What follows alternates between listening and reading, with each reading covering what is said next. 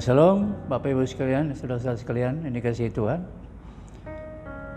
Pada hari ini kita masuk dalam episode yang Realitas Channel, ya. Realitas Channel episode, ya. Kita bicara tentang kehidupan sesudah kematian.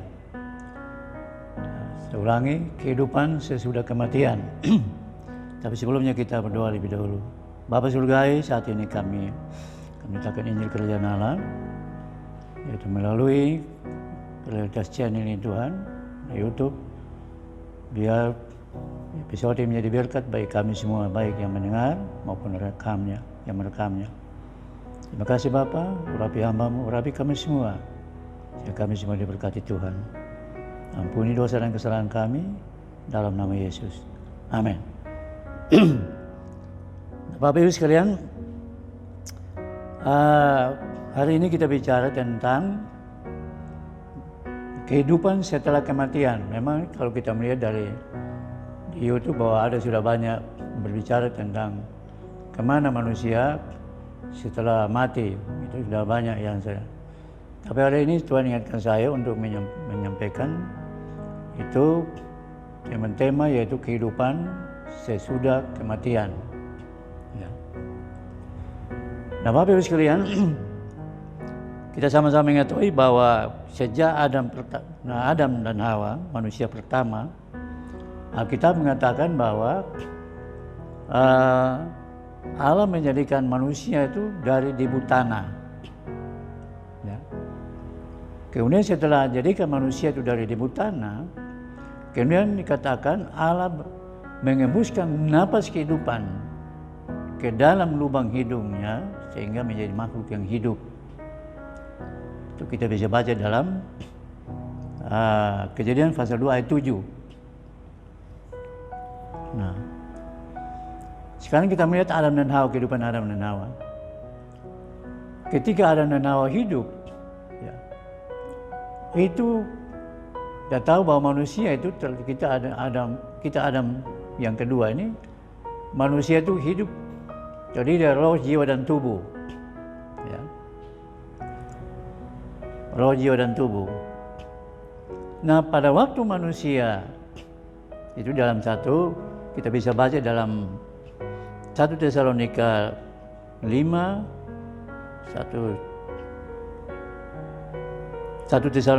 ayat 23. Yang demikian firman Tuhan.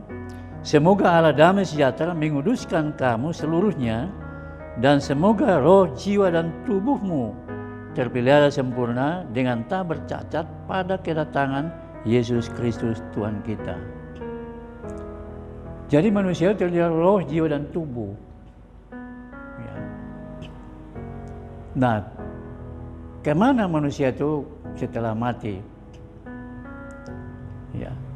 Pertama, Alkitab mengatakan di dalam Pengkhotbah 12 ayat 7, saya katakan Pengkhotbah 12 ayat 7.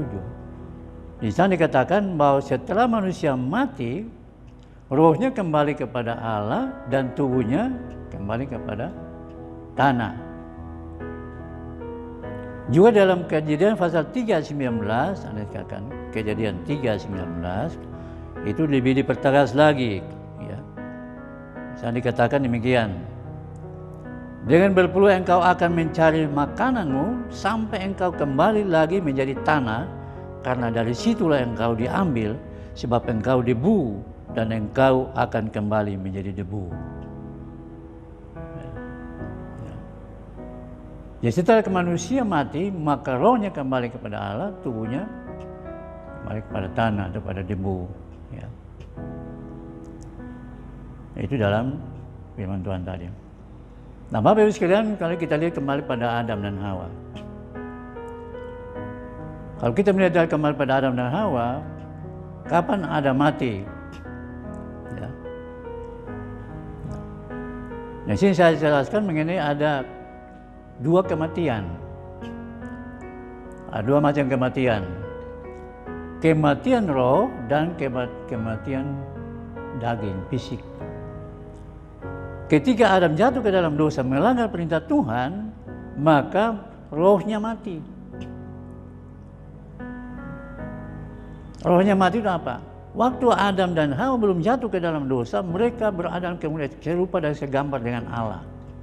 Kemudian Allah mengikuti mereka. Sehingga mereka telanjang tapi dia merasa malu. Tapi setelah Adam dan Hawa jatuh ke dalam dosa, maka kemudian itu tertinggalkan mereka dan mereka merasa telanjang dan malu. Mereka bersembunyi di semak-semak karena mereka malu. Mereka di Alkitab mengatakan bahwa Adam mengambil daun ara dan menutup pada bagian tubuh mereka yang telanjang. Itu dalam Kejadian 3:7-10 di sana. Mereka masih telanjang. Tapi Allah masih mendatangi mereka juga. Masih mengasihi mereka juga. Adam, engkau di mana? Kami di sini Tuhan, tapi kami telanjang. Allah katakan, apakah kamu sudah makan buah yang terlarang itu? Nah, disitulah terjadi pengadilan pertama di Taman Eden di dunia ini. Saat Adam jatuh ke dalam dosa, disitulah saling pengadilan pertama terjadi di situ. Adam mengatakan, tadi ada waktu sebelum jatuh ke dalam dosa, Adam mengatakan pada Tuhan, ini daging daripada daging, tulang daripada dagingku. Tetapi ketika jatuh ke dalam dosa, dalam pengadilan pertama, Adam katakan menuduh menyalahkan Allah. Perempuan yang Tuhan berikan kepadaku itu yang Tuhan dia berikan kepada sehingga aku makan. Kemudian Tuhan tanya kepada Hawa, apa yang kau perbuat? Hawa menuduh pada ular. Ular itu yang berikan kepadaku, aku makan. Dan apa keadilan Allah terjadi kepada ular. Mulai saat ini engkau makan debu tanah dan merayap dengan perutmu. Nah, kita mengatakan Tuhan menjadikan binatang itu awalnya itu berkaki seperti naga, punya kaki. Tapi kita jatuh dalam dosa, dia merayap dengan perut dan makan debu tanah. Hukumannya, perempuan apa hukumannya? Dengan adil. Engkau menuruti dalam perintah Tuhan, mulai saat ini engkau akan sakit bersalin. Engkau akan menderita. Dan apa akibat? Akibat sampai saat ini, wanita kalau dia mengalami persalinan, mengalami penderitaan, itu hukumannya. Dan kepada Adam, mulai saat ini engkau akan dengan jerih lelah, ya, dengan keringat, tujuan keringat untuk memberikan nafkah kepada istrimu. Nah, itu pengadilan yang adil dalam Kejadian 3 ayat 14-21. Itu pengadilan yang pertama dan itu adil. Semuanya bersalah dihukum. Tapi Allah itu belas kasihan. Ya, masih mengasihi Adam dan Hawa juga. Diberikan pakaian kulit binatang. Nah, setelah Tuhan memberikan kulit binatang kepada mereka, kemudian apa yang terjadi? Akibat dari dosa, Adam dan Hawa diusir keluar. Sebenarnya Allah yang punya rencana yang hidup, yang kekal bagi Adam dan Hawa. Yaitu kalau mereka tidak makan buah pohon pengetahuan dan baik itu, dan mereka makan pohon kehidupan itu, mereka ada hidup kekal. Kalau kita baca dalam Kejadian 3 ayat 22-24. Tapi karena akibat jatuh dalam dosa, maka diusir keluar dari di sebelah timur Taman Eden. Itu.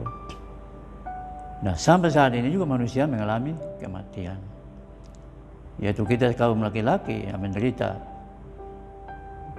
dengan jerih payah memberikan nafkah pada keluarga. Wanita sakit bersalin, ular merayap dengan perut. Itu Bapak Ibu sekalian. Jadi ketika manusia mati, nah sekarang kita masuk lagi. Nah, pada waktu itu setelah Adam jatuh ke dalam dosa, dia mati secara rohani. Tapi ketika dia berumur 930 tahun baru Adam meninggal secara fisik. Nah, kita melihat di dalam Kejadian pasal 5 ayat 1-5. Ya. Dikatakan di situ, ini daftar keturunan Adam. Pada waktu manusia itu diciptakan oleh Allah, dibuatnyalah dia menurut rupa Allah. Laki-laki dan perempuan diciptakannya mereka, Ia memberkati mereka dan memberikan nama manusia kepada mereka. Pada waktu mereka diciptakan, setelah Adam hidup 130 tahun, ia memperanakan seorang anak laki-laki menurut rupa dan gambarnya. Lalu memberi nama Set kepadanya. Umur Adam setelah memperanakan Set 800 tahun, dan ia memperanakan anak-anak lelaki dan perempuan. Jadi Adam mencapai umur 930 tahun, lalu ia mati. Mati secara fisik, tapi dia mati secara rohani. Tapi setelah dia berusia 930 tahun setelah mendapat anak-anak, baru dia mati, dia meninggal. Nah, itu Bapak Ibu sekalian. Nah, mari kita masuk lebih dalam lagi. Itu Adam pertama. Akibat dosa, manusia mengalami kematian sampai sekarang ini. Sampai Tuhan Yesus datang. Nah, sekarang kita masuk lebih dalam. Sekarang kita manusia yang hidup pada zaman perjanjian baru ini, kita manusia Alkitab mengatakan bahwa manusia itu terdiri dari roh, jiwa, dan tubuh. Nah, pada waktu kita mati, yang menjadi pertanyaan, pada waktu kita manusia mati pada saat ini kemana? Dan itu sudah dibahas dari berbagai akun di sana, sudah di berbagai itu sudah dibahas juga. Kemana manusia setelah mati? Nah, yang menjadi pertanyaan ini berikutnya, setelah mati kemana mereka itu? Alkitab dan jelas mengatakan bahwa kita melihat peristiwa Lazarus dan orang kaya dan Lazarus yang miskin di dalam Lukas 16 ayat 22 sampai 31 di sana, ya. Kita lihat di dalam Lukas pasal 16 ayat 22 sampai 31. Tapi saya hanya bacakan dulu ayat 22 dan 23 saja. Bisa dikatakan, ya. Lukas 16 ayat 23. Kemudian matilah orang miskin itu, lalu dibawa oleh malaikat-malaikat ke pangkuan Abraham.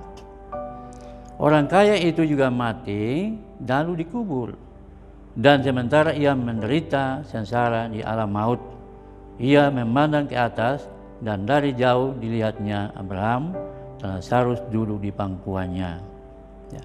Bapak Ibu dan saudara sekalian, kisah Lazarus ini adalah merupakan satu pelajaran bagi kita. Ya. Lazarus mati, itu Alkitab mengatakan bahwa rohnya dibawa oleh malaikat-malaikat. Kemana? Ke pangkuan Abraham, Alkitab mengatakan. Pangkuan Abraham itu di mana lagi menjadi pertanyaan? Pangkuan Abraham itu berbicara tentang Taman Firdaus. Saya ulangi, pangkuan Abraham itu berbicara tentang Taman Firdaus. Orang yang mati dalam Tuhan, ya, ini Lazarus ini, dan orang yang mati dalam perjanjian, orang yang kudus, orang benar dalam perjanjian baru lama, itu berada di sini, berada di Taman Firdaus ini. Jadi dalam dunia orang mati ada dua bagian. Satu bagian yang indah yaitu Taman Firdaus, dan bagian satu lagi yaitu bagian neraka. Ini neraka yang mau dibilang ini neraka yang pertama. Itu bagian neraka. Nah, ini tempat daripada orang kaya ini. Dia menderita di sana. Jadi dalam dunia orang mati dikatakan Hades, itu ada dua bagian. Bagian yang indah yaitu Taman Firdaus, kemudian bagian yang penderitaan yaitu di dalam di neraka ini. Tapi ini bukan neraka yang akhir. Saya perlu jelaskan ini. Dan neraka itu ada tahapan-tahapannya. Ini baru tahap awal. Dia disimpan di situ. Lazarus juga di situ dia. Itu tempat penantian. Hades itu tempat penantian. Tempat tahanan, mau dibilang tempat tahanan. Tapi itu sudah neraka. Dan di situ orang dianiaya, Dia ditusuk lidahnya, kemudian apa kemaluannya, tusuk-tusuk, kemudian diseret. Dan itu juga penyiksaan di neraka. Tapi itu berawal penantian. Bahkan kalau kita melihat kesaksian dibawa ke neraka dan menderita, itu sebenarnya neraka tuh baru tahap awal tempat penantian, tapi itu sudah neraka. Tapi neraka yang terakhir itu sebelum kerajaan 1000 tahun. Tapi nanti kerajaan setelah kerajaan 1000 tahun, baru itu neraka, yaitu kekal, lautan api. Itu akan saya jelaskan lagi dari episode berikutnya nanti. Ya. Jadi dalam dunia orang mati ada dua bagian, yaitu dikatakan Hades itu bagian yang indah, yaitu Firdaus, dan bagian yang penderitaan adalah itu dilakukan neraka, tempat penantian. Itu Bapak Ibu sekalian. Nah, jadi itu tempat daripada orang dari hidup dari perjanjian lama, orang benar itu para nabi yang pada hidup itu dalam tempat ini. Tapi bersama dengan orang dalam mati dalam Kristus itu berada dalam Firdaus itu. Nah, Bapak sekarang kita masuk lebih dalam lagi. Nah, pada waktu itu adalah penderitaan di dalam dunia orang mati. Sekarang kita masuk lebih dalam lagi. Pada waktu Yesus meninggal di atas kayu salib, itu Alkitab mengatakan bahwa waktu itu tabir bait Allah terbelah dua dari atas sampai ke bawah. Dan di situ katakan bahwa pada waktu itu orang yang mati itu bangkit dari kuburan, kemudian mereka menuju kepada kota kudus. Nah, ini saya perlu jelaskan Bapak Ibu sekalian. Saya katakan bahwa ini ada kebangkitan buah sulung. Kebangkitan buah sulung ini adalah bersama dengan Kristus. Jadi kebangkitan Kristus adalah kebangkitan buah sulung. Kebangkitan buah sulung ini bersama-sama dengan orang yang mati dalam perjanjian lama, yang sudah berada dalam Hades ini, dalam pangkuan Bapak Abraham ini. Ini mereka begitu Yesus mati, kunjungi mereka. Di dalam Lukas 23 ayat 43, dikatakan pada orang sebelah kanan, pada hari ini engkau juga bersama-sama dengan aku di Firdaus. Nah, ini waktu Yesus bangkit dari antara orang mati, itu kebangkitan buat sulung. Di dalam kita bisa temuin di dalam Matius 27 ayat 51 sampai 53. Dan lihatlah, bait suci terbelah dua di area atas sampai ke bawah, dan terjadi gempa bumi, dan bukit-bukit batu terbelah, dan kuburan-kuburan terbuka, dan banyak orang kudus yang telah meninggal bangkit. Dan sesudah kebangkitan Yesus, mereka pun keluar dari kubur, lalu masuk ke kota kudus dan menampakkan diri kepada banyak orang.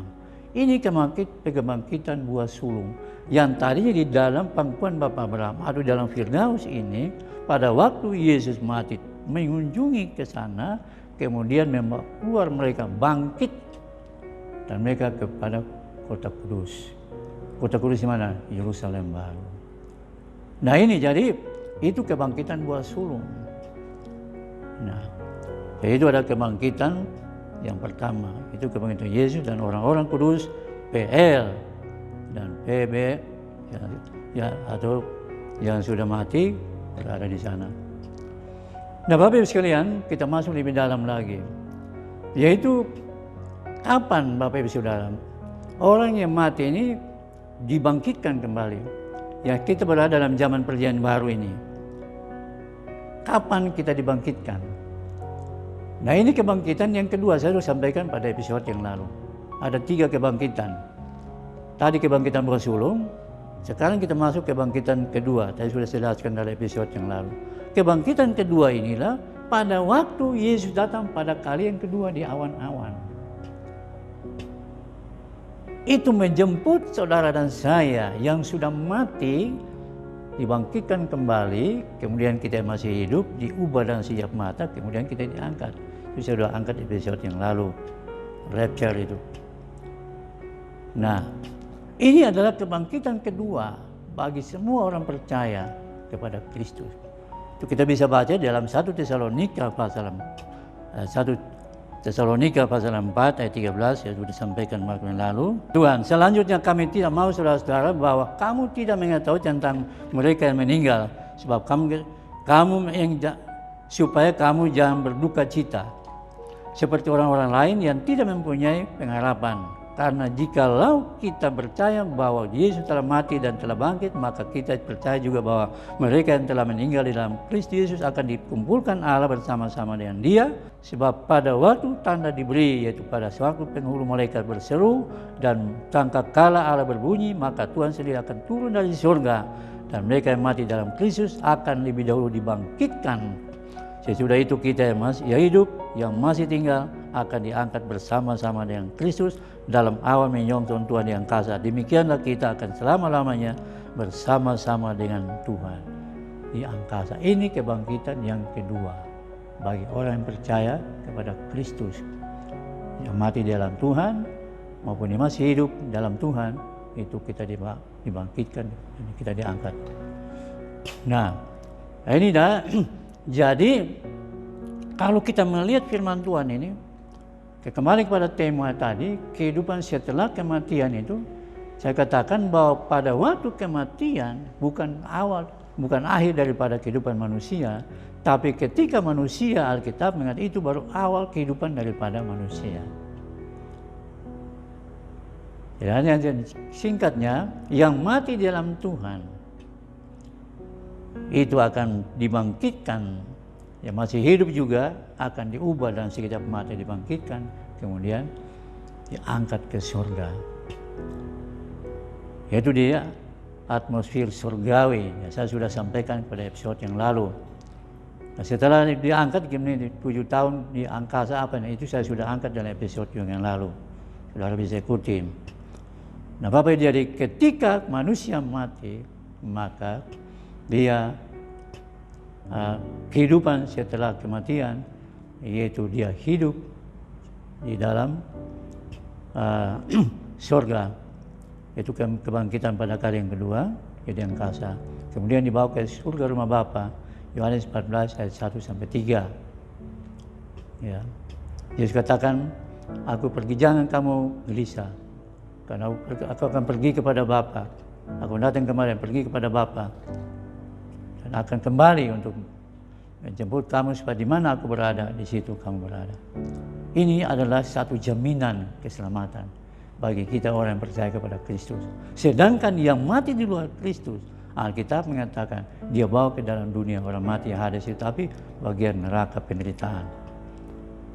Nah, ini Bapak Ibu sekalian, ini saya episode ini, tapi nanti akan saya kupas lagi dalam episode berikutnya. Ada tahapan-tahapan jadi mengenai kehidupan manusia setelah kematian. Nanti sesi berikutnya kita akan lihat manusia Tritunggal itu bagaimana di kehidupannya.